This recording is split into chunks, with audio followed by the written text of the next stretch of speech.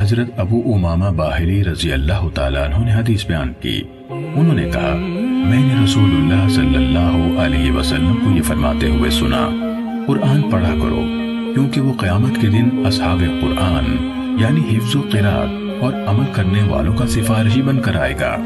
دو روشن چمکتی ہوئی سورتیں البقرہ اور آل عمران پڑھا کرو، کیونکہ وہ قیامت کے دن اس طرح آئیں گی جیسے وہ دو بادل یا دو سائبان ہوں، یا جیسے وہ ایک سیر میں اڑتے پرندوں کی دو ڈاڑیں ہوں۔ وہ اپنی صحبت میں پڑھنے اور عمل کرنے والوں کی طرف سے دفاع کریں گی۔ سورہ بقرہ پڑھا کرو، کیونکہ اسے حاصل کرنا باعث برکت اور اسے ترک کرنا باعث حسرت ہے، اور باطل پرست اس کی طاقت نہیں رکھتے۔ معاویہ نے کہا، مجھے یہ خبر پہنچی ہے کہ باطل پرستوں سے ساحر یعنی جادوگر مراد ہے۔ صحیح مسلم حدیث نمبر 1874۔